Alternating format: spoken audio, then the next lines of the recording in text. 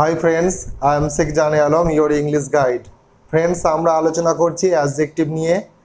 এর আগে আমরা অ্যাডজেক্টিভের 7টা ভাগ নিয়ে আলোচনা করে ফেলেছি। আজকে আমাদের শেষ ভাগ, সেটি হলো ইন্টারোগেটিভ অ্যাডজেক্টিভ নিয়ে। আজকের ভিডিওতে কি জানতে পারবেন?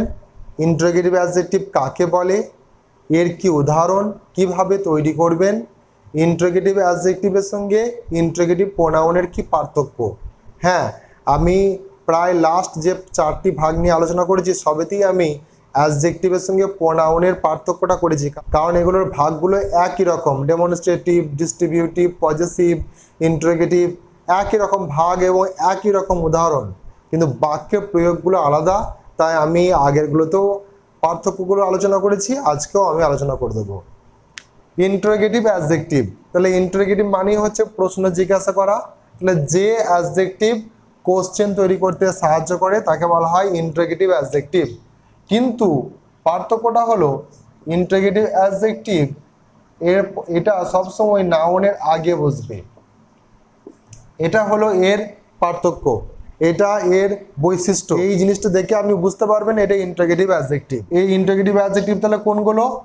প্রধানত হুজ, হুইচ আর হোয়াট, এই তিনটি হচ্ছে প্রধান ইন্টারোগেটিভ অ্যাডজেক্টিভ। হুজ হতে কোনো পার্সনের অধীনে কোনো জিনিসকে বোঝানোর জন্য হুজ ব্যবহার করা হয়। কোনো থিংসকে কারোর অধীনে বোঝানোর জন্য হুইচ ব্যবহার করা হয়।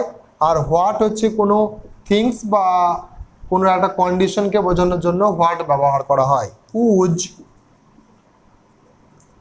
Shirt, is this. Whose shirt, কার জামা এটি। হুজ বলতে এখানে কোনো পার্সনের জন্য জিজ্ঞাসা করা হচ্ছে। হুইচ শার্ট ইজ ইয়োর্স, কোন জামাটি তোমার। হুইচটা এই শার্টটাকে রিপ্রেজেন্ট করছে, তাই আমি বললাম হুজ কোনো পার্সনের অধীনে জিনিসকে বোঝানো হয়, হুজের সাহায্যে, হুইচের সাহায্যে সেই থিংসটাকে বোঝানো হবে। হোয়াট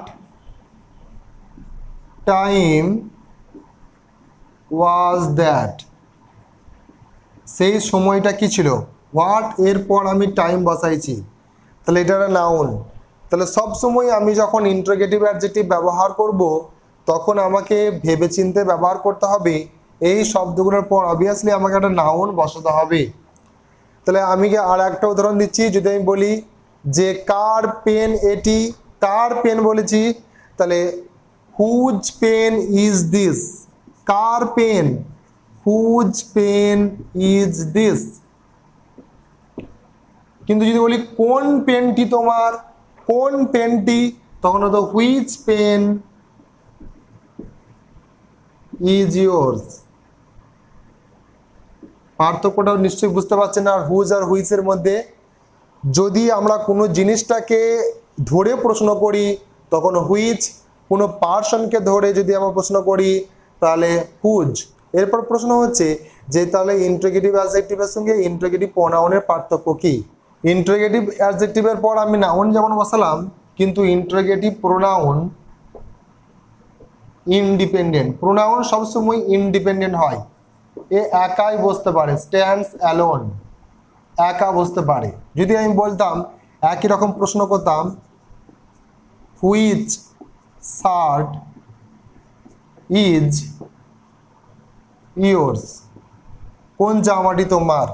হুইচটা এখানে একা বসেনি, নাউন নিয়ে বসেছে, ইন্টারোগেটিভ অ্যাডজেক্টিভ। কিন্তু যদি বলতাম হুইচ ইজ ইয়োর শার্ট, কোনটি তোমার জামা, এখানে হুইচটা হয়ে গেল কি ইন্টারোগেটিভ প্রোনাউন। আবার যদি বলি হুজ পেন ইজ দিস, এই পেনটি কার। Who is the owner of this pen, এই পেনের মালিক কে। এখানে হুটা ইন্ডিপেন্ডেন্ট বসেছে, এরপর ভাব বসেছে, কিন্তু এখানে হুজ এরপর নাউন বসেছে, তাই এটা ইন্টারোগেটিভ অ্যাডজেক্টিভ, কিন্তু এটা ইন্টারোগেটিভ প্রোনাউন। তাহলে আমার বলার পার্থক্য এইটুকুই যে ইন্টারোগেটিভ অ্যাডজেক্টিভ এর পর সবসময় নাউন বসে, কিন্তু ইন্টারোগেটিভ প্রোনাউন সবসময় কি ইন্ডিপেন্ডেন্ট। ইন্টারোগেটিভ অ্যাডজেক্টিভ হলো স্বাধীনভাবে বসতে পারে এবং এটা স্বাধীনভাবে কোশ্চেন তৈরি করতে পারে। এটুকুই হচ্ছে পার্থক্য। আশা করছি আজকের টপিকটা আপনার কাছে খুবই ইজি হয়ে গেছে, কারণ টপিকটা সত্যি খুব ইজি ছিল এবং আপনার কাছে খুব ক্লিয়ার হয়ে গেছে। তবুও যদি মনে কোনো রকম প্রশ্ন থেকে যায় অবশ্যই আমাকে কমেন্ট করুন, আমি আপনাকে হেল্প করব। Thank you so much for watching.